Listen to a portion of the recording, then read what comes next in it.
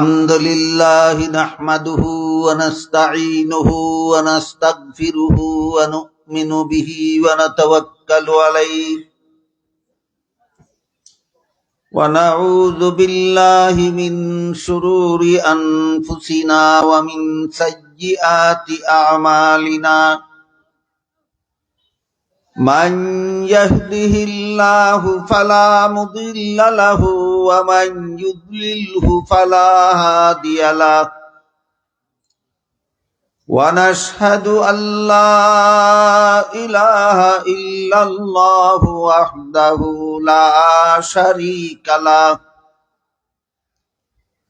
ونشهد أن سيدنا ونبينا ومولانا محمدا عبده ورسوله صلى الله تعالى عليه وعلى آله وأصحابه وبارك وسلم أما بعد فأعوذ بالله من الشيطان الرجيم بسم الله الرحمن الرحيم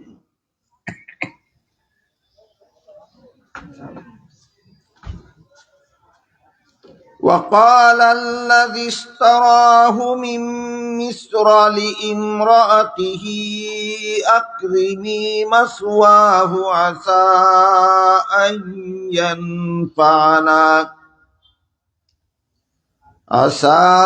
أن ينفعنا أو نتخذه ولدا وكذلك مكنا ليوسف في الأرض ولنعلمه من تأويل الأحاديث والله غالب على أمره ولكن أكثر الناس لا يعلمون بارك الله لنا ولكم في القرآن العظيم ونفعنا وإياكم بالآيات والذكر الحكيم হযরত উলামায়ে কেরাম মুহতারাম হাজিরিন এলাকার সর্বস্তরের মুসলমান ভাইয়েরা আমার এতদঞ্চলের বাড়িঘরের পর্দার আড়ালে বসা আমার মা ও বোনেরা, আলোচনা চলতেছিল এই কথার উপর যে হযরত ইউসুফ আলাইহিস সালামকে মিশরের প্রধানমন্ত্রী নাম কোন তাফসীরের বিবরণ মতে কিতফির, কোন তাফসীরের বিবরণ মতে ইতফির প্রধানমন্ত্রীর নাম ছিল ইউসুফ আলাইহিস সালামের যুগে মিশরের প্রধানমন্ত্রীর নাম, আর প্রেসিডেন্টের নাম ছিল রাইয়ান। তো প্রধানমন্ত্রী ইউসুফ আলাইহিস সালামের বড় 10 ভাইয়ের কাছ থেকে ইউসুফ আলাইহিস সালামকে কিনে নিয়েছিল। এই কিনার বিবরণের আলোচনা গত বছর হয়েছে। কিনে নিয়ে তার বিবি জুলাইখার কাছে লালন পালনের দায়িত্ব দিয়া সসম্মানে লালন পালন করার নির্দেশ দিছিল। এই প্রসঙ্গে আল্লাহ বলেন, এভাবে আমি বিপন্নতার হাত থেকে রক্ষা করে হযরত ইউসুফ আলাইহিস সালামকে প্রতিষ্ঠা করে দিলাম। ইউসুফ আলাইহিস সালামকে বিপন্ন করে ফেলেছিল তার বড় 10 ভাই। আমি বিপন্নতার হাত থেকে রক্ষা করে আমি ইউসুফ আলাইহিস সালামকে প্রতিষ্ঠিত করেছি। ভবিষ্যতে মানব জাতির মহান 3টা খেদমত আমি আল্লাহ তার কাছ থেকে নিব। একটা হলো আমি মানুষের স্বপ্নের ব্যাখ্যা দেওয়ার জ্ঞান তাকে দান করব। আর একটা হলো আমি তাকে নবী বানিয়ে মানুষকে হেদায়েতের পথ দেখাবার দায়িত্ব পালন করাবো।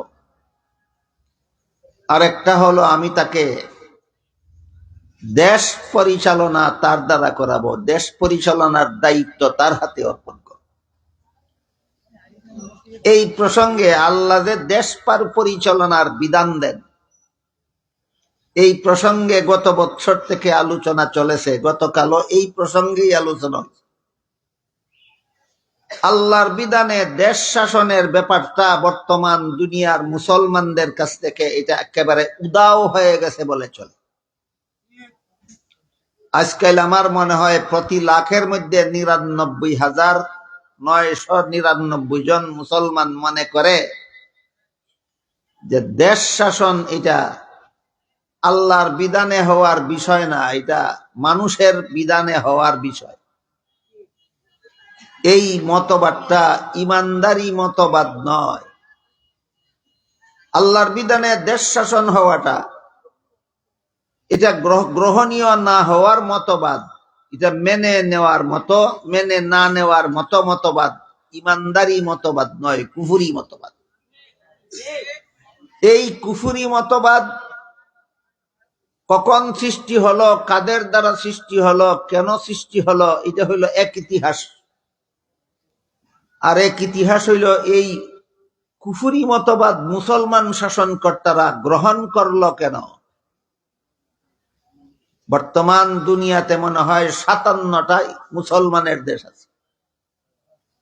বর্তমান দুনিয়ার ৫৭টা দেশ মুসলমানেরা শাসন করে। এর মধ্যে বর্তমান আফগানিস্তানের নামটা বাদ দিলে আর কোন একটা মুসলমানের দেশ মুসলমানেরা পুরাপুরি আল্লাহর বিধান মতে শাসন করে না। প্রায় সবাই মন গড়া বিধান মতো দেশ শাসন করে।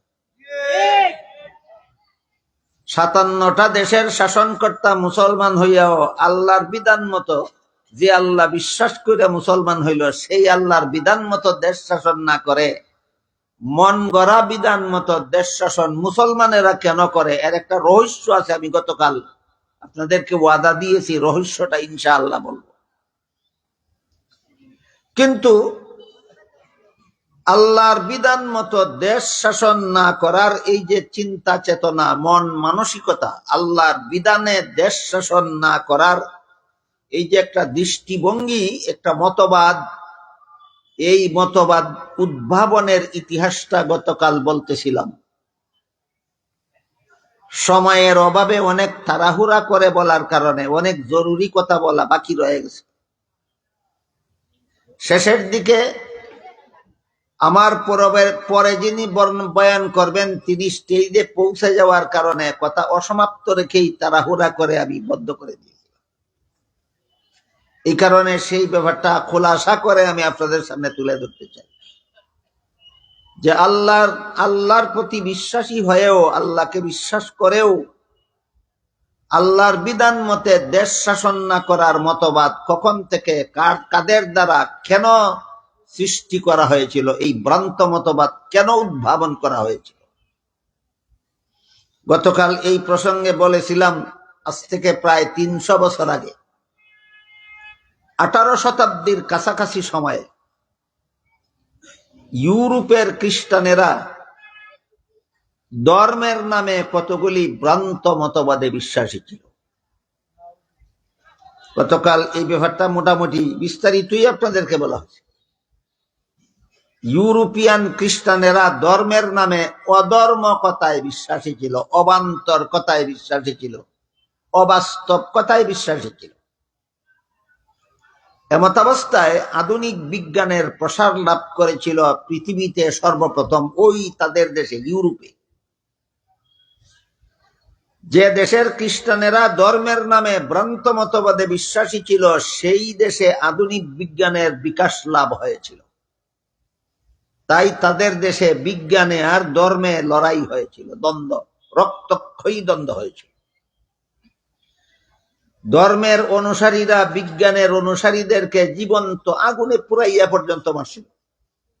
ধর্মে আর বিজ্ঞানে একটা লড়াই হয়েছিল তাদের দেশে।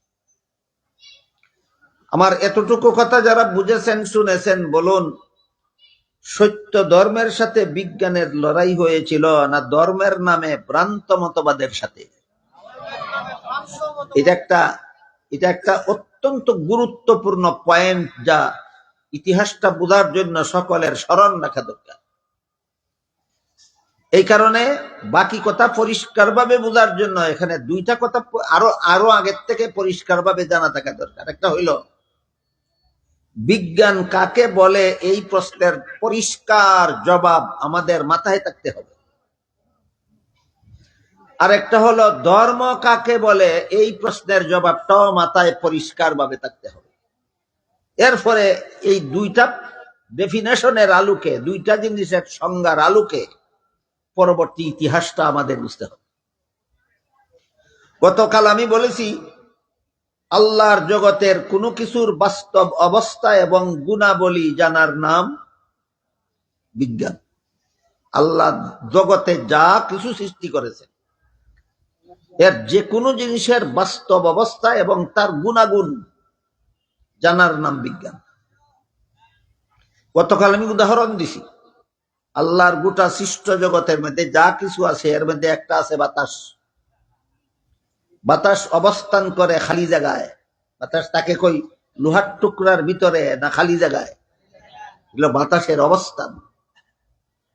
বাতাসের গুণ কি? বাতাসের গুণ হলো বাতাস অক্সিজেন বহন করে আমাদের ফুসফুসের ভিতরে গিয়ে আমাদের শরীরের দূষিত রক্ত ধুলাই করে পরিষ্কার করে দেয়। এটা বাতাসের গুণ। তাইলে এই জিনিসটা জানার নাম, জানা একটা বিজ্ঞানের একটা অংশ।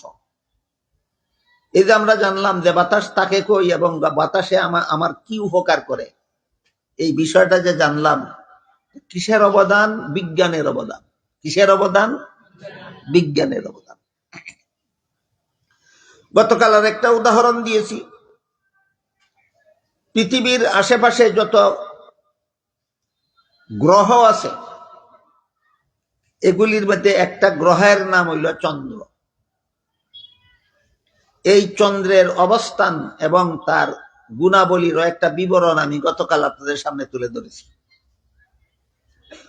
চন্দ্র বিজয়ের অভিযানে আমেরিকার সেরা বিজ্ঞানী নীল আর্মস্ট্রং যখন সর্বপ্রথম সাফল্য লাভ করেছিলেন, তখন সেখান থেকে ফিরে এসে পৃথিবীর মানুষকে চন্দ্র সম্পর্কে 3টা রিপোর্ট দিয়েছিলেন। 1 নম্বর, চন্দ্রের জগতে অক্সিজেন নাই, কাজেই পৃথিবীর কোনো মানুষের পক্ষে চন্দ্রে বসবাস করার সুযোগ নাই। 2 নম্বর রিপোর্ট দিয়েছিলেন, চন্দ্রের ভূমিতে উর্বরতা শক্তির লেশ মাত্র নাই, সুতরাং চন্দ্রের ভূমিতে ফসল ফলাবার উপায় নাই। 3 নম্বর রিপোর্ট দিয়েছিলেন, চন্দ্রের সৃষ্ট কালো রেখা, এটা আজ থেকে 1300 অথবা 1400 বছর পূর্বে চন্দ্র 2 টুকরা হয়ে জোড়া লাগার কারণে রেখার সৃষ্টি হয়েছে।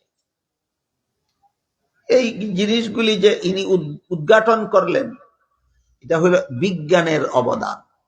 বিজ্ঞানের 2টা উদাহরণ গতকাল আপনাদেরকে উদাহরণ পেশ করে আমি আপনাদেরকে বোঝাবার চেষ্টা করেছি বিজ্ঞান কাকে বলে। আল্লাহর সৃষ্ট জগতের যে কোনো জিনিসের বাস্তব অবস্থা এবং তার গুণাগুণ জানার নাম, ভুলে যাবেন না, সামনে আরো কঠিন কথা আছে। এরপরে আমাদের বুঝতে হবে ধর্ম কাকে বলে। খ্রিস্টানদের দেশে ধর্মে আর বিজ্ঞানের দ্বন্দ্ব হইল, রক্তক্ষয়ী সংঘর্ষ হইল। ধর্মের সাথে বিজ্ঞানের লড়াই হইল, বিজ্ঞানের সাথে ধর্মের লড়াই হইল। কেন বুঝতে গেলে আগে বিজ্ঞান কাকে বলে সেটা মনে রাখতে হবে এবং ধর্ম কাকে বলে সেটা বুঝতে হবে। তখনই বুঝে আসবে তাদের ধর্মের সাথে বিজ্ঞানের লড়াই হইল কেন। আমরা গতকালকে এবং আজকে বুঝে নিলাম বিজ্ঞান কারে কয়। এবার বোঝার চেষ্টা করি ধর্ম কারে কয়। আল্লাহ পাক রব্বুল আলামিন মানুষ সৃষ্টি করেছেন শুধুমাত্র তার ইবাদত করার জন্য। এই কথাটা আল্লাহ পরিষ্কার ভাষায় কোরআনে বলেছেন, ওয়ামা খালাকতুল জিন্না ওয়াল ইনসা ইল্লা লিয়াবুদুন। মানব দানবকে আমি শুধুমাত্র আমার ইবাদত করার জন্য সৃষ্টি করেছি। কাজেই ইবাদত করাই হলো মানুষ সৃষ্টির মূল লক্ষ্য। এই ইবাদত কাকে বলে? এই প্রশ্নের সংক্ষিপ্ত জবাব হলো, যথারীতি আল্লাহর বিধান পালন করার নাম ইবাদত। আল্লাহ নামাজ পড়ার বিধান দিয়েছেন, তাই নামাজ একটা ইবাদত। আল্লাহ রোজা রাখার বিধান দিয়েছেন, তাই রোজা রাখা একটা ইবাদত।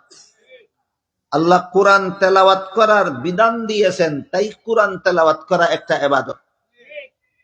আল্লাহ দোয়া করার বিধান দিয়েছেন, তাই দোয়া করাও ইবাদত। আল্লাহ নবীর নামে দুরূদ শরীফ পড়ার বিধান দিয়েছেন, তাই নবীর নামে দুরূদ শরীফ পড়াও একটা ইবাদত। আর সকল ইবাদতের সমষ্টির নাম ধর্ম। ধর্ম কারে কয় বুঝা কি খুব কঠিন। সকল ইবাদতের সমষ্টির নাম ধর্ম। নামাজ, রোজা, হজ, যাকাত, কোরআন তিলাওয়াত, ওয়াজিফা, জিকির, তাসবিহ, দোয়া, দুরূদ, ইবাদত, বন্দেগী সবটুকুর সমষ্টির নাম হলো ধর্ম। এর সহজ উদাহরণ, আমার সামনে যে জিনিসটা আপনারা দেখতে পান, এটাকে মাউথ পিস বলা হয়। এটার সাথে একটা তারের সংযোগ আছে, এটাকে ওয়্যার বলা হয়। এটা একটা ডান্ডার মধ্যে বান্ধা আছে, এটাকে স্ট্যান্ড বলা হয়। এটার কানেকশন আছে ব্যাটারির সাথে, আর একটা কানেকশন আছে হয়তো কারেন্টের সাথে, আর না হয় মেশিনের সাথে। আবার কোনো কোনো ওয়্যারের সংযোগ আছে হরনের সাথে। একটা হইল মাইকের হরন, একটা মাইকের ওয়্যার, একটা মাইকের ব্যাটারি, একটা মাইকের মেশিন, একটা মাইকের স্ট্যান্ড, একটা মাইকের মাউথপিস। মাইক কোনটা? এই প্রশ্নের যেই জবাব, একটা ইবাদতের নাম নামাজ, একটা ইবাদতের নাম রোজা, একটা ইবাদতের নাম হজ, একটা ইবাদতের নাম যাকাত, একটা ইবাদতের নাম কোরআন তেলাওয়াত, একটা ইবাদতের নাম দোয়া, একটা ইবাদতের নাম দুরূদ। তাইলে ধর্ম কোনটা? ওই প্রশ্নের সেই জবাব। তাহলে একটা একটা করে আমরা পরিষ্কার করি। মাইকের ব্যাপারে আগে আপনারা বলেন দয়া করে। একটা অংশের নাম মাউথপিস, একটা অংশের নাম স্ট্যান্ড, একটা অংশের নাম ওয়্যার, একটা অংশের নাম মেশিন, একটা অংশের নাম ব্যাটারি, একটা অংশের নাম হরন। মাইক কোনটা? সবটার সমষ্টি। মাইক কোনটা? সবটার সমষ্টি। ঠিক তেমনি ভাবে আল্লাহর একটা বিধান পালনের নাম নামাজ, একটা বিধান পালনের নাম রোজা, একটা বিধান পালনের নাম হজ, একটা বিধান পালনের নাম যাকাত, একটা বিধান পালনের নাম কোরআন তেলাওয়াত, একটা বিধান পালনের নাম দোয়া, একটা বিধান পালনের নাম দুরূদ। তাইলে ধর্ম কোনটা? সবটার সমষ্টি। ধর্ম কোনটা? সবটার সমষ্টি। আল্লাহর যাবতীয় বিধানাবলীর সমষ্টিকে একত্রে ধর্ম বলা হয়, আর পৃথক পৃথক ভাবে প্রতিটি বিধান পালনকে ইবাদত বলা হয়। কাজেই ইবাদত যদি আল্লাহর বিধানাবলীর সমষ্টি হয়ে থাকে, আল্লাহ যে বিধানগুলি দিয়েছেন এইগুলির সমষ্টিকে যদি ধর্ম বলা হয়, আর আল্লাহর সৃষ্ট বস্তুর অবস্থান এবং গুণাবলী জানার নাম যদি বিজ্ঞান হয়, দেখেন দুইটা জিনিসের ডেফিনেশন সামনে আসলো কিনা। আল্লাহর সৃষ্ট জগতের যে কোনো জিনিসের বাস্তব অবস্থা এবং গুণাবলী জানার নাম বিজ্ঞান, আর আল্লাহর বিধানগুলির সমষ্টির নাম ধর্ম। এবার বলেন, ধর্ম কার প্রদত্ত? আল্লাহর প্রদত্ত। জগৎ কার সৃষ্ট? আল্লাহ। আল্লাহর সৃষ্ট জগৎ, আল্লাহর দেওয়া ধর্ম, একটার সাথে আরেকটার সংঘর্ষ হওয়া তো অকল্পনীয় ব্যাপার। কেন বিজ্ঞানের সাথে ধর্মের সংঘর্ষ হবে? বিজ্ঞান তো আল্লাহর সৃষ্টি, কেন ধর্মের সাথে সংঘর্ষ হবে? ধর্ম তো আল্লাহর দেওয়া। কোন লোকের এক জিনিস আরেক জিনিসের সাথে সাংঘর্ষিক হয় নাকি? কোন মানুষের ডাইন হাত বাম হাতের সাথে যুদ্ধ করে? কোন জিনিসের ডান পা বাম পায়ের সাথে লড়াই করতে যায় না।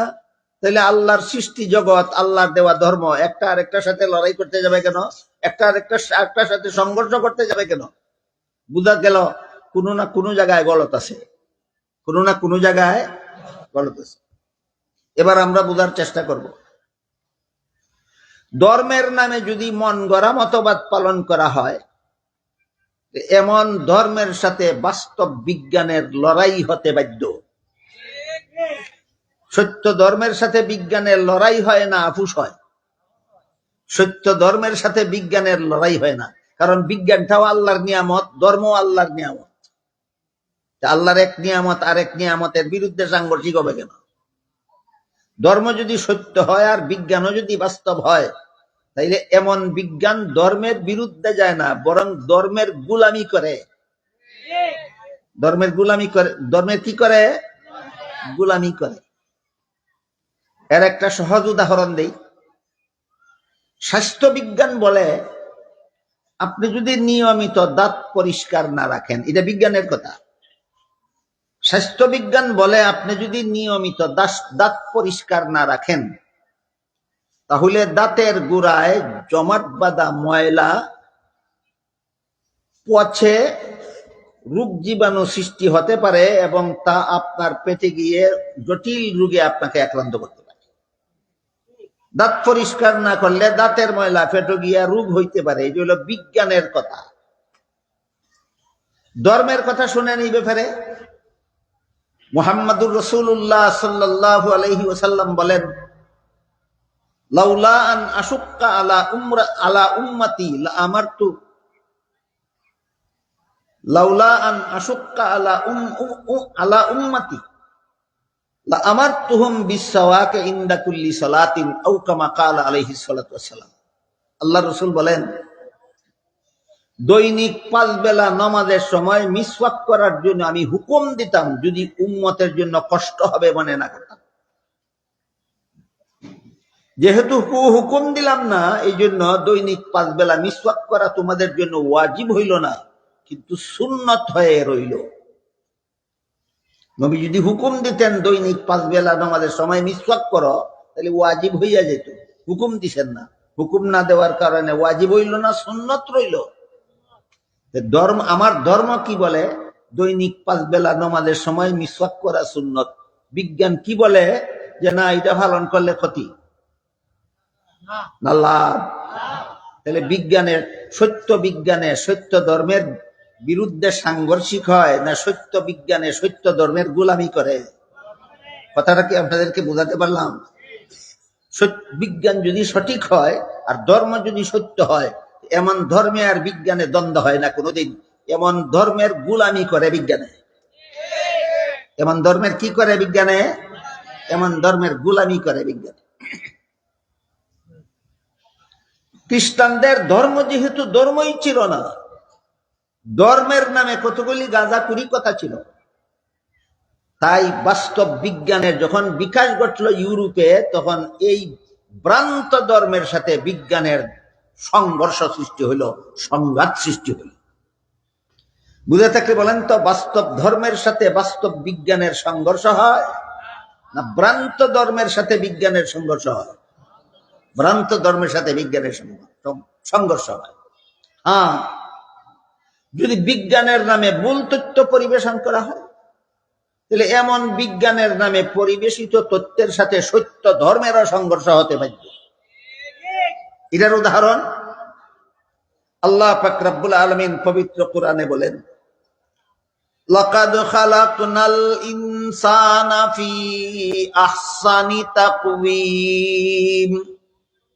মানুষকে আমি সৃষ্টির সূচনাতেই এই সুন্দর কাঠামো দিয়ে সৃষ্টি করেছি। মানুষের শরীরের মধ্যে আল্লাহ যে গঠন দিয়েছেন, এত সুন্দর গঠনে আল্লাহ আর কোন প্রাণী সৃষ্টি করেন নাই। বুঝে থাকলে বলেন, আল্লাহ অন্য প্রাণীকে বেশি সুন্দর গঠনে সৃষ্টি করেছেন না একমাত্র মানুষকে? এই ব্যাপারে মজার একটা ঘটনা লেখা আছে তফসিরে। বিষয়টা বোঝার জন্য তফসিরে লেখা ঘটনাটাই কই আপনাদের। এটা কিচ্ছা কাহিনী না, এটা বাস্তব ঘটনা। এক ব্যক্তি তার স্ত্রীকে বলছিল, তুই যদি আকাশের চন্দ্রের চেয়ে বেশি সুন্দর না হস, তাইলে তুই 3 তালাক।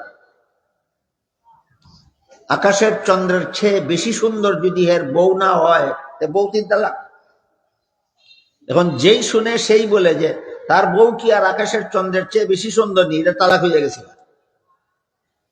যোগ্য একজন মুফতি সাহেবের কাছে যখন ফতোয়া গেল, তিনি বলেন তালাক হয়েছে না। বলে কেন? সে কইছে তার বউ যদি চন্দ্রের চেয়ে বেশি সুন্দর না হয় তাহলে বউ তালাক। আল্লাহ কোরআনে বলছেন মানুষের চেয়ে বেশি সুন্দর করে আল্লাহ কিছু বানাইছেন না। আগে কো এর বউ মানুষ নি, যদি মানুষ হইয়া থাকে অবশ্যই চন্দ্রের চেয়ে বেশি সুন্দর। এটাও আবার মানুষ কেমনে চন্দ্রের চেয়ে, একটা সাধারণ একটা মানুষ কেমনে চন্দ্রের চেয়ে বেশি সুন্দর হয়, এটাও আবার বুঝতে আবার বিজ্ঞানের অনেক কিছু বোঝার দরকার পড়ে। আরো কিছু বিজ্ঞানের তথ্য বুঝলে এটাও বুঝবেন যে মানুষ কিভাবে চন্দ্রের চেয়ে বেশি সুন্দর হয়। বিজ্ঞানের দ্বারা আমরা জানতে পারছি পৃথিবীতে দাঁড়াইয়া আমরা চন্দ্রটাকে যে আলোকিত দেখতে পাই, চন্দ্র আলোকিত আকাশে জলমল জলমল জলমল করে, এই কারণে চন্দ্রটাকে সুন্দর দেখা যায়। চন্দ্রকে পৃথিবীর থেকে দেখতে, তাওরাতের অন্ধকারে দেখতে, দিনের আলোতে দেখতে চন্দ্র সুন্দর বলতে কিছুই নেই, জলমলি মোটেও নাই। আমার কথা বুঝে থাকলে বলেন, আকাশের চন্দ্রকে পৃথিবীর থেকে দিনের বেলায় ঝলমল করতে দেখা যায় না ফ্যাকাশে? ফ্যাকাশে দেখা যায়। আকাশের চন্দ্রকে রাতের বেলায়, রাতের অন্ধকারে আকাশের চন্দ্রকে আলোকিত ঝলমল ঝলমল করতে দেখা যায়। তখন চন্দ্রটা দেখতে সুন্দর। কিসের কারণে? আলোর কারণে। আধুনিক বিজ্ঞান বলে এই আলো চন্দ্রের নিজস্ব আলো নয়, সূর্য থেকে দাঁড় করা আলো। সূর্য থেকে দাঁড় করা আলো। এর উদাহরণ হলো, আপনি যদি দুপুরের রোদের সময় একটা আয়না যদি আপনি এমন ভাবে ধরেন যেভাবে ধরলে পরে সূর্যের আলোটা আয়নার মধ্যে লাগে, এমন ভাবে যদি আয়নাটা সূর্যমুখী করে ধরেন, তাহলে সূর্য, আয়নার ভিতরে আরেকটা সূর্য দেখা যায় এবং আয়নার ভিতর থেকে আরেকটা রৌদ্র বের হয়, ওই রৌদ্রটা ঘরের ভিতরে ছায়া পর্যন্ত পৌঁছে। এটাকে আপনারা দেখেছেন কোনো সময়? তখন আয়নাটারে ঝলমল ঝলমল করতে দেখা যায়। বলেন তো, আয়নাটা নিজেই ঝলমলে ছিল না সূর্যের আলোর কারণে ঝলমল করতে দেখা যায়? কাজেই এই ঝলমলি আয়নার নিজস্ব সৌন্দর্য নয়, সূর্যের আলো লাগার কারণে ঝলমল করতে দেখা যায়। ঠিক তেমনি ভাবে পৃথিবীর থেকে আকাশের চন্দ্রকে যে রাত্রে ঝলমল করতে দেখা যায়, বিজ্ঞান বলে এটা চন্দ্রের নিজস্ব আলো নয়, সূর্যের আলো পতিত হওয়ার কারণে ঝলমল করতে দেখা যায়। তাহলে চন্দ্র বেশি সুন্দর না মানুষ বেশি সুন্দর? মানুষ বেশি সুন্দর। মুফতি সাহেব ফতুয়া দিলেন, এই বেটার বউ তালাক হইছে না। আল্লাহ কোরআনে বলছেন মানুষকে আল্লাহ সবচেয়ে বেশি সুন্দর বানাইছেন, আকাশের চন্দ্রের চেয়েও মানুষ সুন্দর। সুতরাং চন্দ্রের থেকে তার বউ বেশি সুন্দর না হইলে তালাক হইতো। যেহেতু মানুষ চন্দ্রের থেকেও বেশি সুন্দর, কোরআনের দ্বারা প্রমাণিত, কাজেই তার বউ তালাক হইছে না।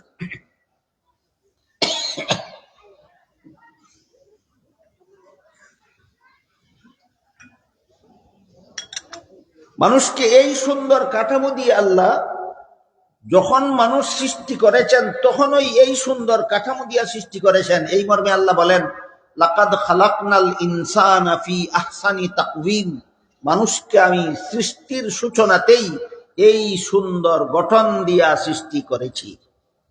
এটা হলো ইসলাম ধর্মের কথা, কোরআনের কথা। বলেন তো, কোরআনের কথাটা কতটুকু অবাস্তব? না শতকরা 100% বাস্তব? শতকরা 100% বাস্তব। এই কথার সাথে যদি কোনো বিজ্ঞানীর কথার সংঘর্ষ হয়, তাহলে বুঝতে হবে বিজ্ঞানীর কথাটা ঠিক আছে, আল্লাহর কথাটা ভুল। একটু বুঝে শুনে বলেন। আল্লাহ বলেছেন মানুষকে আমি সৃষ্টির সূচনাতেই এই সুন্দর কাঠামো দিয়ে সৃষ্টি করেছি। এর বিপরীতে যদি কোনো বৈজ্ঞানিকে কোনো কথা কয়, তাহলে বুঝতে হবে বিজ্ঞানের কথাটাই সঠিক, কোরআনের কথাটাই ভুল। না কোরআনের কথাটা সঠিক, বিজ্ঞানের নামে সেই কথাটা ভুল। এই কথা বুঝলেই ডারউইনের মতবাদ যে আসলে বিজ্ঞান নয়, বিজ্ঞানের নামে ভ্রান্ত মতবাদ, এই কথা বোঝা সহজ হয়ে যায়। পৃথিবীতে যত বিজ্ঞানী অতীত হয়ে গেছেন, এর মধ্যে পৃথিবী বিখ্যাত একজন বিজ্ঞানী ছিলেন ডারউইন। কি নাম? ডারউইন। ডারউইন একটা বৈজ্ঞানিক তথ্য দিয়ে পৃথিবীর মানুষকে বলেছিলেন যে এই সুন্দর কাঠামো বিশিষ্ট মানুষগুলি এই এত সুন্দর সূচনাকালে ছিল না। এরা এক সময় বানর ছিল, তারপরে কালক্রমে আস্তে আস্তে বানরের লেজ খসে পড়ে গেল, আর পিছনের দুই পায়ে হাঁটতে শিখলো, আর সামনের দুই পায়ে ধরতে শিখলো এবং সোজা হয়ে চলতে শিখলো, এইভাবে বানর মানুষে পরিণত হলো। এই কথাটা ডারউইন বলেছেন কিসের নামে? বিজ্ঞানের নামে। এই বিজ্ঞান ভ্রান্ত, এটা বিজ্ঞান নয়, কুজ্ঞান। কিছু আছে বিজ্ঞানের নামে কুজ্ঞান, এগুলি ভ্রান্ত। আর কিছু আছে ধর্মের নামে অধর্ম, সেই ধর্মগুলিও ভ্রান্ত। আমরা আস্তে আস্তে কথা বলতেছি আজকে, কেন? যেন একটার পর একটা কথা বুঝতে যেন আর কোনো অসুবিধা না হয়, একটার আলোকে যেন আমরা আরেকটা কথা সহজে বুঝতে পারি। ধর্ম যদি আল্লাহর বিধান সঠিক বিধান হইয়া থাকে, এই বিধান বাস্তব। আর ধর্মের কোনো কথা যদি মন গড়া হইয়া থাকে, তাহলে এই বিধান বাস্তব নয়, এটা ধর্মের নামে অধর্ম। আর বিজ্ঞান যদি বাস্তব হইয়া থাকে, কোনো আল্লাহর সৃষ্ট জগতের কোনো কিছুর বাস্তব অবস্থা এবং গুণাবলী যদি বিজ্ঞানে বর্ণিত হয়, তাহলে এটা কুজ্ঞান নয়, এটা বিজ্ঞান, অবশ্যই বিজ্ঞান। এবার বুঝে থাকলে বলেন, বাতাস অক্সিজেন বহন করে আমাদের দেহের ভিতরে ফুসফুসে প্রবেশ করে, আমাদের শরীরের দূষিত রক্ত ধুলাই করে রিফাইন করে দেয়। এটা কুজ্ঞান না বিজ্ঞান? হ্যাঁ, এটা বিজ্ঞান। আর মানুষ এত সুন্দর কাঠামোতে গঠিত ছিল না। মানুষ আগে বানর ছিল, লেজ খসে পরে কালক্রমে এক সময় মানুষে রূপান্তরিত হয়েছে। এটা বিজ্ঞান না, বিজ্ঞানের নামে কুজ্ঞান। তাহলে বিজ্ঞানও দুই রকমের আছে, একটা বিজ্ঞান, একটা কুজ্ঞান। ধর্ম দুই রকম আছে, একটা ধর্ম আর একটা অধর্ম। চারটা জিনিস বুঝলে পরে এর কথা বোঝা সহজ হইব। ধর্মের নামে প্রচলিত মতবাদ দুই প্রকার, একটা বাস্তব ধর্ম, একটা ধর্মের নামে অধর্ম। বিজ্ঞানের নামে প্রচলিত মতবাদ দুই প্রকার আছে, একটা বাস্তব বিজ্ঞান আর একটা বিজ্ঞানের নামে কুজ্ঞান। বিজ্ঞান যদি বাস্তব হয়, ধর্ম যদি বাস্তব হয়, তাহলে একটা আর একটার সাথে সাংঘর্ষিক হয় না, বরং বিজ্ঞান ধর্মের গোলামি করে। ধর্ম যদি সত্য হয়, বিজ্ঞানও যদি বাস্তব হয়, তখন ধর্মে আর বিজ্ঞানে লড়াই হয় না বিজ্ঞানে ধর্মের গোলামি করে? বিজ্ঞানে ধর্মের গোলামি করে। আরো এক দুইটা উদাহরণ দিই, বিজ্ঞানে কেমনে ধর্মের গোলামি করে। আধুনিক বিজ্ঞানীরা বলতেছেন আজকাল, একটা মানুষ যদি হাত পা ধুইয়া পরিষ্কার হইয়া শান্ত মনে কিছু সময় দাঁড়ায়, এরপরে মাথাটা নুয়াইয়া কিছু সময় রাখে, এরপরে মাথাটা উঠায়, আবার মাথাটা আস্তে জমিনে রেখা এই কয়েক সেকেন্ড বিলম্ব করে, এরপরে মাথাটা আবার উঠায়, আবার যদি মাথাটা আস্তে জমিনে রেখে কিছুক্ষণ অপেক্ষা করে, তারপরে মাথাটা উঠায়, এইভাবে কয়েক মিনিট করলে তার মস্তিষ্কের ব্যায়াম হয়। এটা বিজ্ঞানের কথা। কার কথা? বিজ্ঞানের কথা। ধর্মের কথা কি? ধর্মের কথা হইল, ফজরের সময় তুমি 4 রাকাতে 8 বার মাথাটা এইভাবে জমিনে রাখো শান্ত শিষ্ট ভাবে। জোহরের সময় আরো কতবার শান্ত শিষ্ট ভাবে মাথাটা জমিনে রাখো। আসরের সময় 16 বার মাথাটা এইভাবে শান্ত শিষ্ট ভাবে জমিনে রাখো। মাগরিবের সময় 10 বার রাখো। এশার সময় আরো কয়েকবার রাখো। এটা মস্তিষ্কের ব্যায়াম হয়। ধর্মই বলে আল্লাহরে সেজদা করো, আর বিজ্ঞানে কয় এই সেজদা করলে ক্ষতি হবে না মস্তিষ্কের ব্যায়াম হবে। বুঝা থাকলে বলুন, ধর্ম যদি সত্য হয় আর বিজ্ঞান যদি বাস্তব হয়, এই বিজ্ঞানে ধর্মের সাথে সাংঘর্ষিক হয় না ধর্মের গোলামি করে? তাহলে আধুনিক বিজ্ঞান নমাজেরও গোলামি করলো নি না করলো না? এবার শুনেন রোজার বিজ্ঞান। আধুনিক বিজ্ঞানীরা বলেন, বৎসরে কয়েক সপ্তাহ সময় একাধারে উপবাস পালন করলে শরীরের বহুবিধ উপকার হয়, অনেকগুলি উপকার। পেটের, বিশেষ করে পেটের বেশ কিছু উপকার হয়। ধর্ম বলে 1 মাস উপবাস পালন করো, বিজ্ঞানে কয় এই উপবাস পালন শরীরের জন্য ক্ষতিকর না লাভজনক? লাভজনক। তাইলে ধর্মটা যেখানে সত্য, বিজ্ঞানও যেখানে সঠিক, এখানে বিজ্ঞানে ধর্মের সাথে সংঘর্ষ হয় না ধর্মের গোলামি করে? নমাজতার জ্বলন্ত প্রমাণ, রোজাওয়াতার জ্বলন্ত প্রমাণ, মিসওয়াকতার জ্বলন্ত প্রমাণ, আর গ্লাসের ভিতরে নাকের নিঃশ্বাস না ফেলার নির্দেশতার জ্বলন্ত প্রমাণ। এতগুলি প্রমাণের দ্বারা আমরা কি বুঝতে পারলাম? ধর্ম যদি সত্য হয় আর বিজ্ঞানটা যদি বাস্তব হয়, তাহলে এই বিজ্ঞান ধর্মের সাথে সংঘর্ষ হয় না ধর্মের গোলামি করে? ধর্মের গোলামি। এর বিপরীতে বিজ্ঞান যদি বাস্তব হয় আর ধর্মের নামে যদি অধর্ম হয়, এই বিজ্ঞান ধর্মের সাথে সাংঘর্ষিক হতে বাধ্য, যেমনটা ইউরোপের খ্রিস্টানদের সাথে হয়েছিল। কথা বুঝতে পারতেছেন কিনা? ইউরোপের খ্রিস্টানরা ধর্মের নামে কতগুলি গাঁজাখুরি কথা বিশ্বাস করত। আমি গতকাল বলছি, এর মধ্যে একটা গাঁজাখুরি কথা হইল, পাপিষ্ট আদমের বংশে যত নবী জন্মগ্রহণ করেছে সবগুলি জন্মগত পাপিষ্ট। কি এদের পাপ? আদমের বংশে জন্ম হওয়াটাই এদের। আপনারা নিজেদের বিবেককে জিজ্ঞাসা করে বলেন তো, কেউ কি কারো ঘরে জন্ম হয় নিজের ইচ্ছায় না আল্লাহর ইচ্ছায়? আল্লাহর ইচ্ছায় যে জন্ম হইল তার জন্য তার পাপ হয় কিভাবে? এটা তো কোনো সাধারণ বিবেক এটা গ্রহণ করে না। সুতরাং এটা বাস্তব কথা নয়, এটা একটা গাঁজাখুরি কথা। ইউরোপের খ্রিস্টানেরা সত্য ধর্ম পালন করত না ধর্মের নামে কতগুলি গাঁজাখুরি কথা বিশ্বাস করত? এমন ধর্মের সাথে বাস্তব বিজ্ঞানের সংঘর্ষ হতে বাধ্য। ধর্মের নামে অধর্ম পালন করলে এমন অধর্মের সাথে বাস্তব বিজ্ঞানের সংঘর্ষ হতে বাধ্য। আর বিজ্ঞানের নামে যদি কোনো কুজ্ঞানী তথ্য দেওয়া হয়, যেমন ডারউইনের মতবাদ বিজ্ঞান নয়, বিজ্ঞানের নামে কুজ্ঞান, এমন বিজ্ঞানের সাথে সত্য ধর্মের সংঘর্ষ হতে বাধ্য। এমন বিজ্ঞানের সাথে সত্য ধর্মের সংঘর্ষ হতে বাধ্য। কিন্তু ধর্ম যদি সত্য হয় আর বিজ্ঞানটাও যদি বাস্তব হয়, তখন ধর্মে আর বিজ্ঞানের সংঘর্ষ হয় না বিজ্ঞানে ধর্মের গোলামি করে? এবার এতগুলি কথা বোঝার পরে এখন বলেন, যে খ্রিস্টানেরা ধর্মের নামে কতগুলি অধর্ম কথা বিশ্বাস করে, তাদের ধর্মের সাথে যেই বিজ্ঞানের সংঘর্ষ হয়, ইসলামের সাথে কি সেই বিজ্ঞানের সংঘর্ষ হতে পারে? মোটেও না। কাজেই যে বিজ্ঞানের সংঘর্ষ হয়েছিল ইউরোপের খ্রিস্টানদের ধর্মের নামে অধর্মের সাথে, এই বিজ্ঞান মুসলমানদের দেশে ইসলামের সাথে সংঘর্ষ হওয়ার কল্পনাটাই অবান্তর। যে বিজ্ঞানে অধর্মের সাথে সংঘর্ষ হয়েছে সেই বিজ্ঞান সত্য ধর্মের সাথে আপোষ হতে বাধ্য। কাজেই যখন এই অধর্মের নামে ধর্মের নামে অধর্মের সাথে আধুনিক বিজ্ঞানের সংঘর্ষ হইল, ইউরোপিয়ান খ্রিস্টানদের সাথে রক্তক্ষয়ী সংঘর্ষ হইল, উভয় পক্ষের অনেক অনেক অনেক মারামারি কাটাকাটি হইল, শেষ পর্যন্ত তাদের মধ্যে একটা আপোষ মীমাংসা হইল।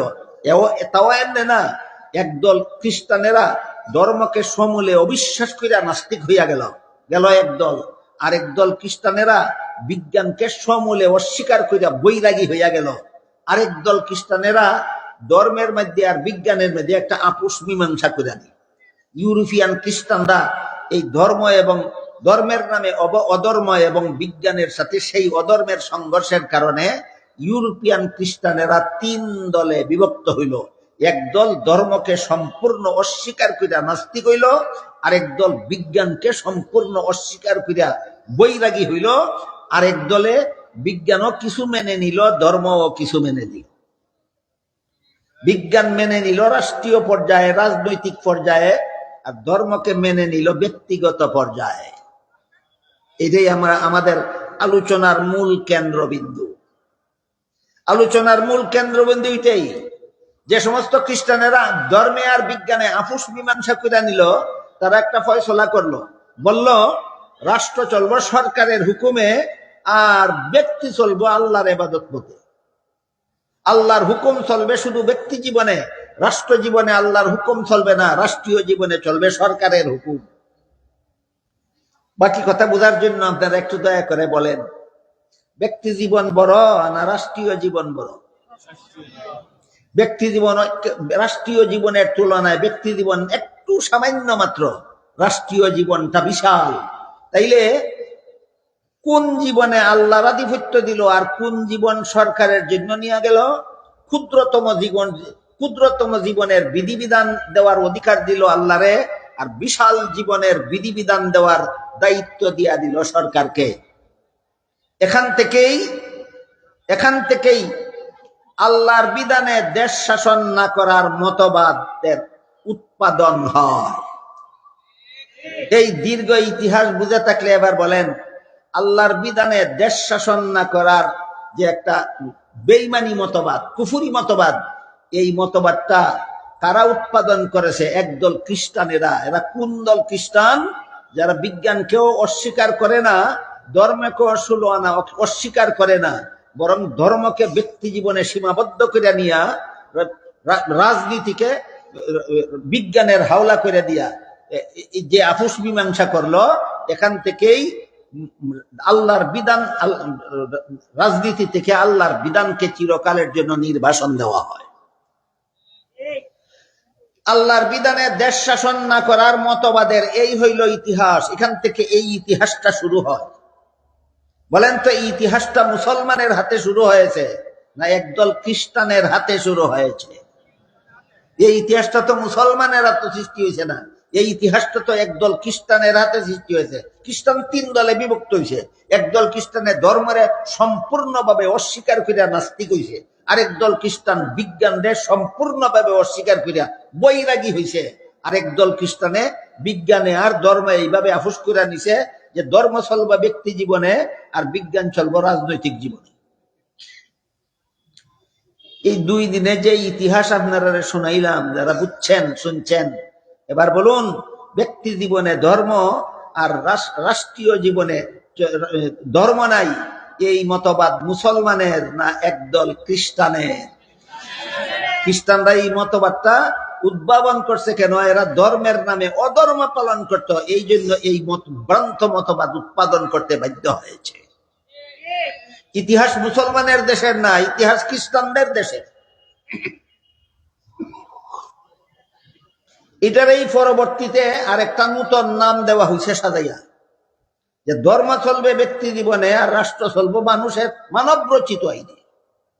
মানুষ ধর্ম পালন করবে আল্লাহর বিধান মতো, আর দেশ শাসন করব মানুষ মানব রচিত আইনের দ্বারা। আল্লাহর আইনের দ্বারা ব্যক্তি জীবন চলবে আর মানব রচিত আইনের দ্বারা রাষ্ট্র চলবে। এই মতবাদটারে শেষ পর্যন্ত একটা আধুনিক শব্দে রূপান্তরিত করা হয়। সেই শব্দটা হইল সেকুলারিজম। শব্দটা কি? সেকুলারিজম। এটারে বাংলায় কয় ধর্ম নিরপেক্ষতাবাদ। আমি কি 2 দিনে আপনাদেরকে সেকুলারিজমের ডেফিনেশনটা বুঝাতে পারলাম? ধর্ম নিরপেক্ষতাবাদের সংজ্ঞা বুঝাতে পারলাম? যে মতবাদে আল্লাহর বিধান ব্যক্তি জীবনে চলে, রাজনৈতিক জীবনে আল্লাহর বিধান চলে না, এই মতবাদের নাম ধর্ম নিরপেক্ষতাবাদ। এটাকে ইংলিশে বলে সেকুলারিজম।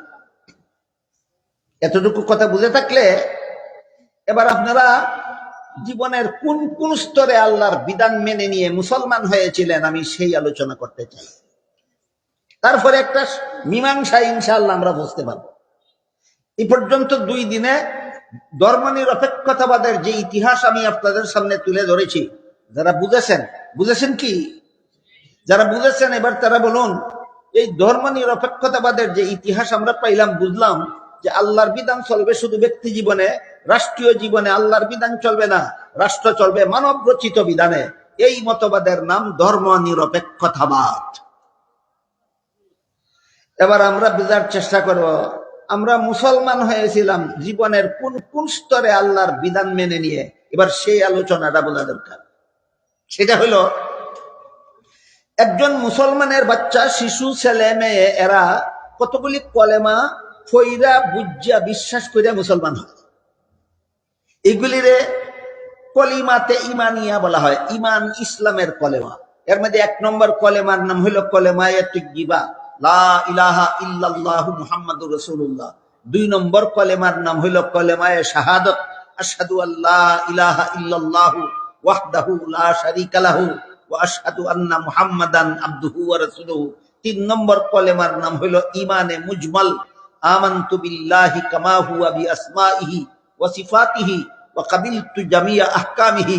4 নম্বর কলেমার নাম হইল ঈমানে মুফাসসাল, আমানতু বিল্লাহি ওয়া মালাইকাতিহি ওয়া কুতুবিহি ওয়া রুসুলিহি ওয়াল ইয়াউমিল আখিরি ওয়াল কদরি খাইরিহি ওয়া শাররিহি মিনাল্লাহি তাআলা ওয়াল বাসি বাদাল মাউত। এই 4 কলেমা জানেন এমন কেউ যদি এখানে থাকেন তো একটু দয়া করে হাত তুলে দেখাবেন। এই 4 কলেমা যারা যারা জানেন, মেহেরবানি, মাশাআল্লাহ, আলহামদুলিল্লাহ, হাত নামান। এবার আমি আপনাদেরকে 4 কলিমার মধ্যে 3 নম্বর কলিমার শেষ কথাটা উল্লেখ করব। 3 নম্বর কলেমা হলো ইমানে মুজমাল। এই কলেমাটা হলো আমানতু বিল্লাহি কামা হুয়া বিআসমাইহি ওয়া সিফাতিহি। আর এর শেষ কথাটা হলো ওয়া কাবিলতু জামিয়া আহকামিহি। এই শেষ কথাটার অর্থ হলো আমি আল্লাহর সমস্ত বিধিবিধান মেনে নিয়ে মুসলমান হইলাম। বলেন, আল্লাহ শুধু ব্যক্তি জীবনে আল্লাহর বিধান মেনে নিয়ে মুসলমান হয়েছিলেন না সমস্ত বিধান মেনে নিয়ে? শুধু পারিবারিক জীবনে আল্লাহর বিধান মেনে নিয়ে মুসলমান হয়েছিলেন? শুধু সামাজিক জীবনে আল্লাহর বিধান মেনে নিয়ে মুসলমান হয়েছিলেন? শুধু রাষ্ট্রীয় জীবনে আল্লাহর বিধান মেনে নিয়ে মুসলমান হয়েছিলেন না সমস্ত বিধান? তুমি যদি আল্লাহর সমস্ত বিধান মেনে নিয়ে মুসলমান হইয়া থাকো, তাহলে শেষ পর্যন্ত এসে যদি ব্যক্তি জীবনে আল্লাহর বিধানগুলি রাখো আর রাষ্ট্রীয় জীবনে যদি আল্লাহর বিধানগুলি তুমি অমান্য করো, আবারও বলো তুমি মুসলমান রইছো না বেঈমান হইছো?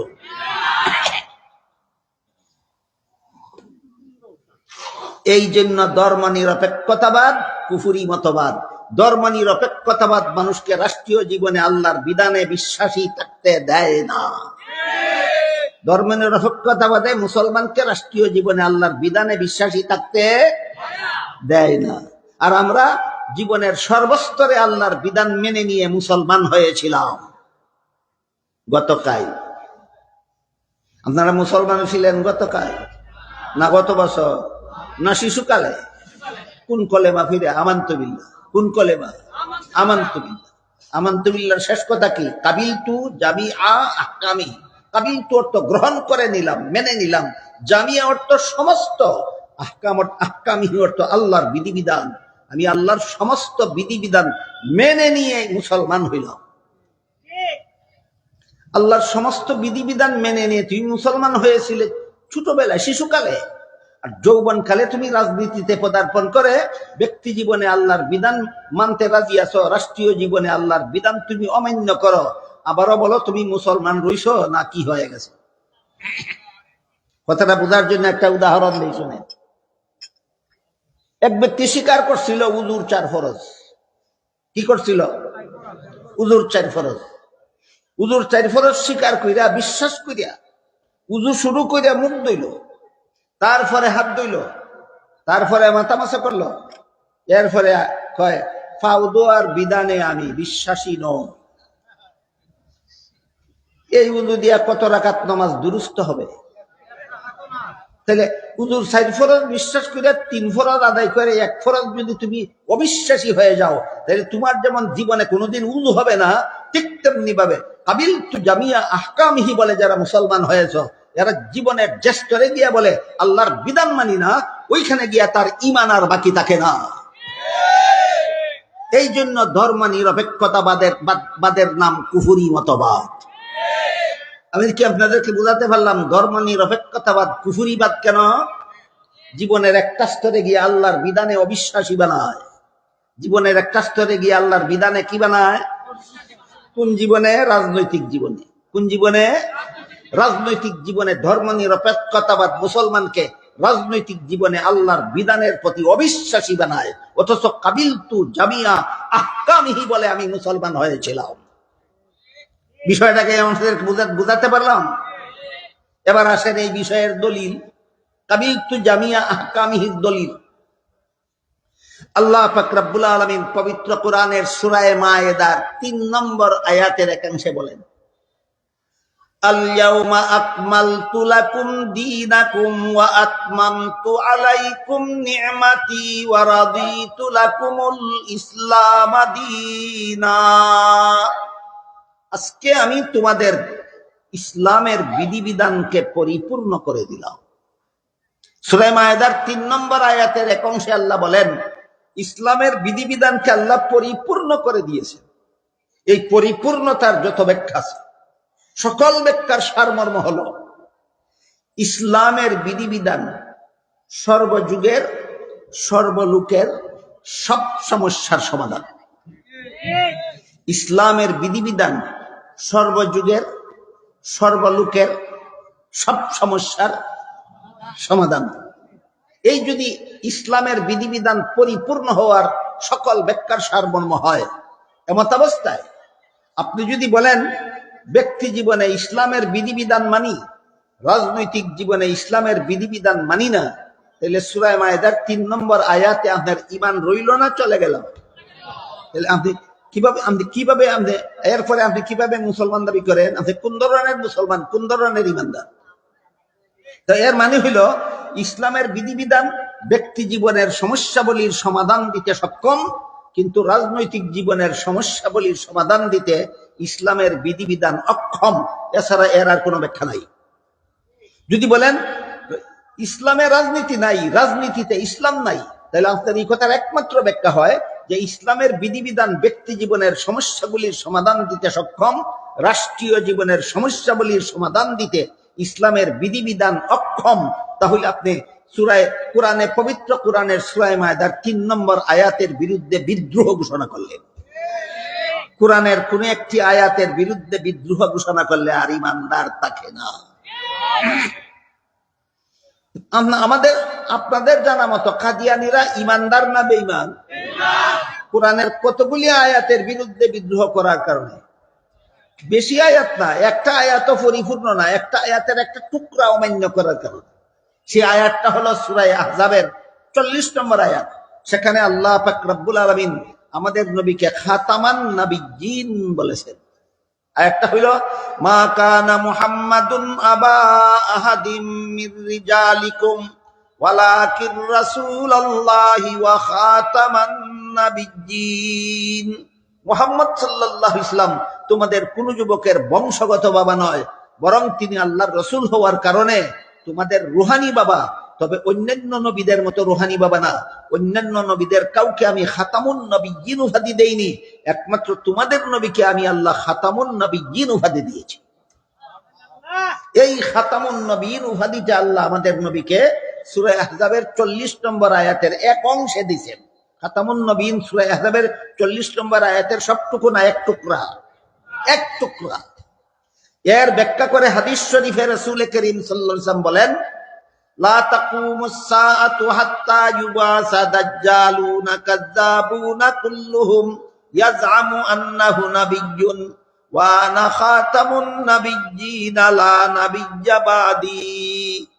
আমার পরবর্তী কেউ যদি নবী হওয়ার দাবি করে, সে হবে মিথ্যাবাদী দাজ্জাল।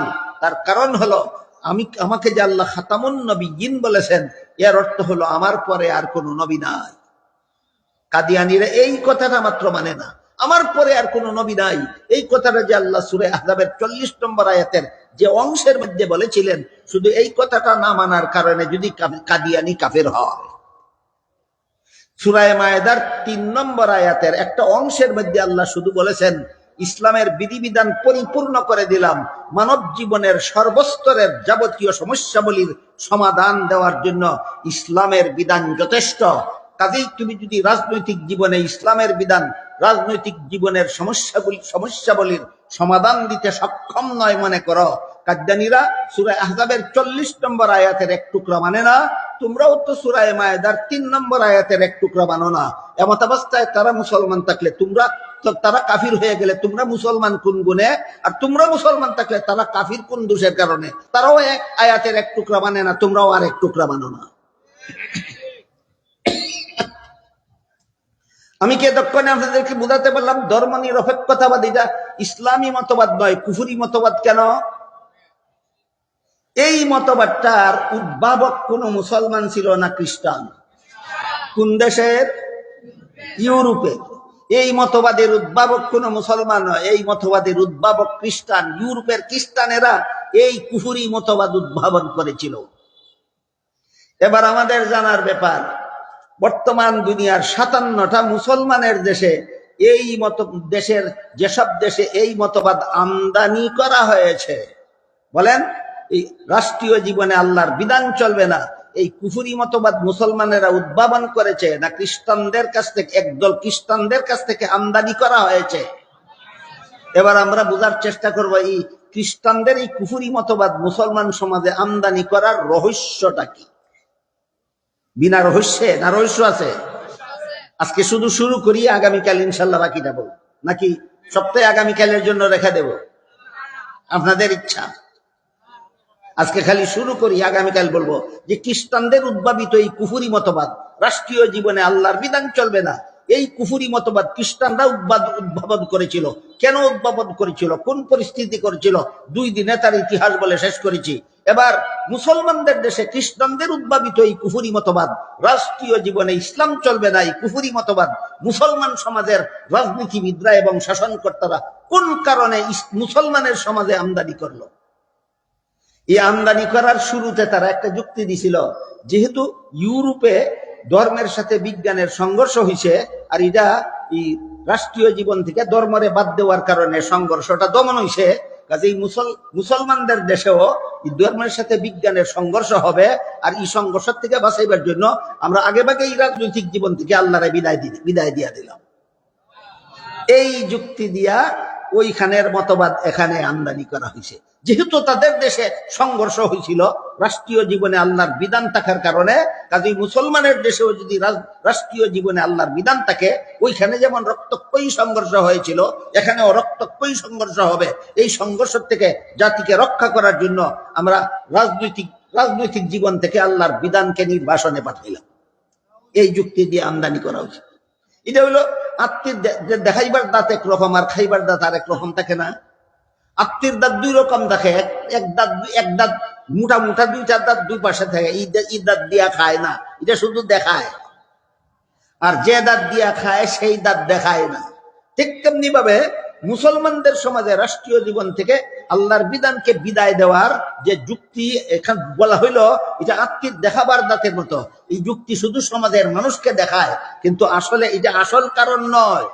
আসল কারণ হইল যে সমস্ত মুসলমানের দেশে এই মতবাদ আমদানি করা হয়েছে যে মানুষ ধর্ম পালন, আল্লাহর বিধান পালন করবে ব্যক্তি জীবনে, রাজনৈতিক জীবনে ইসলামের কোনো বিধিবিধান পালন করা যাবে না, রাষ্ট্রীয় জীবনে আল্লাহর কোনো বিধিবিধান পালন করা যাবে না। এর আসল রহস্য গোপন রয়েছে। সেই রহস্যের একটা আজকে বলি, বাকিগুলি ইনশাল্লাহ আগামীকাল বলব। একটা রহস্য হইল ইসলামে স্বজন প্রীতি হারাম, আল্লাহর বিধানে স্বজন প্রীতি হারাম। স্বজন প্রীতি হারাম। স্বজন প্রীতি মানে আমার আত্মীয় লাগে, আমার আপনজন লাগে, আমার বন্ধু লাগে, অথবা আমার দলের সদস্য, সে যত বড় অপরাধই করুক তার উপর কোনো দণ্ডবিধি প্রয়োগ করব না। এরকম পক্ষপাতিত্বের নাম স্বজন প্রীতি। এমন পক্ষপাতিত্বের নাম স্বজন প্রীতি। ইসলামের বিধান রাষ্ট্রীয় জীবনে, রাজনৈতিক জীবনে ইসলামের বিধান মানলে এই হারাম স্বজন প্রীতি মূলক রাজনীতি চলবে না। হারাম স্বজন প্রীতি মূলক রাজনীতি চলবে না। কাজে রাষ্ট্রীয় জীবনে যদি ইসলাম মানা হয়, এই স্বজন প্রীতি তো স্বজন প্রীতি করা যাবে না তো রাজনৈতিক জীবনে। রাজনৈতিক জীবনে যাতে ইচ্ছা মতো স্বজন প্রীতি করতে পারে, এই জন্য রাজনৈতিক জীবন থেকে এই মুসলমান রাজনীতিবিদরা আর মুসলমান সরকারেরা রাজনৈতিক জীবন থেকে ইসলামকে বাদ দিয়েছে। এর একটা সহজ উদাহরণ দেই, গতকাল বলেছি মনে হয়। আমাদের দেশে একটা আইন আছে যে কোনো মানুষ যদি খুনি হয় আর আদালত থেকে যদি তার বিরুদ্ধে ফাঁসির রায়, এই ফাঁসির রায়ের আসামিটা যদি প্রেসিডেন্টের কাছে প্রাণ ভিক্ষা চায়, তাহলে প্রেসিডেন্ট যদি তারে প্রাণ ভিক্ষা দিয়া দেয়, তাহলে আদালতের রায় বাতিল হয়ে যাবে, সে ফাঁসির দণ্ডবিধির থেকে রক্ষা পেয়ে যাবে। এই বিধান এখনো বাংলাদেশে চালু আছে। বাংলাদেশের আদালত এই বিধান মতেই চলে। সুপ্রিম কোর্ট থেকেও যদি খুনিরে ফাঁসির রায় দেওয়া হয়, আর সেই খুনি যদি প্রেসিডেন্টের কাছে প্রাণ ভিক্ষা চায়, আর প্রেসিডেন্ট যদি তারে বলে যে আমি তোমার প্রাণ ভিক্ষা দিলাম, তাহলে তার ফাঁসির হুকুম মকুফ হয়ে যাবে, ফাঁসির হুকুম রহিত হয়ে যাবে, অথচ সে একটা খুনি। এবার বলেন, যে সরকারের প্রেসিডেন্ট, এই সরকারের দল যদি খুনি হয় আর প্রাণ ভিক্ষা চায় প্রেসিডেন্টের কাছে, অর্থাৎ যে দলের প্রেসিডেন্ট খুনিও সেই দলের সদস্য, প্রাণ ভিক্ষা চাইলে দিব কিনা? দিব। কিন্তু খুনি যদি বিরোধী দলের হয়, আর সরকারি দলের প্রেসিডেন্টের কাছে প্রাণ ভিক্ষা চাই, দিবে না। তাইলে বিরোধী দলের খুনি হইলে তুমি প্রাণ ভিক্ষা দাও না, নিজের দলের খুনি হইলে তুমি প্রাণ ভিক্ষা দিয়া দাও। এটা স্বজন প্রীতি নয় কি? হালাল না হারাম? এই হারামিরা এই রকম ভাবে হারামি রাজনীতি করার জন্য রাজনৈতিক ক্ষেত্রে ইসলাম মানে না। আজকে একটা রহস্য কইলাম, আগামীকাল আরো কয়েকটা রহস্য ইনশাল্লাহ বলবো। এই হারাম রাজনীতি যারা করে এরা এই সমস্ত হারাম রাজনীতি করতে পারবে না রাজনৈতিক জীবনে ইসলামকে মেনে নিলে। এই জন্য এই সমস্ত ইহুদি খ্রিস্টানের দালাল রাজনীতিবিদরা রাজনৈতিক ময়দান থেকে ইসলামকে নির্বাসন দিয়েছে। আল্লাহ আপনাদের আমাদের সবাইকে, আল্লাহ কেন বলেন ইউসুফ আলাইহিস সালামকে রাজা বানাবেন, এর বিষয়টা বিস্তারিত ভাবে বুঝার তৌফিক দান করুন, আমিন। সুবহানা রাব্বিকা রাব্বিল ইজ্জাতি আম্মা ইয়াসিফুনা ওয়া সালামুন আলাল মুরসালিন ওয়াল হামদুলিল্লাহি রাব্বিল আলামিন। আসসালামু আলাইকুম।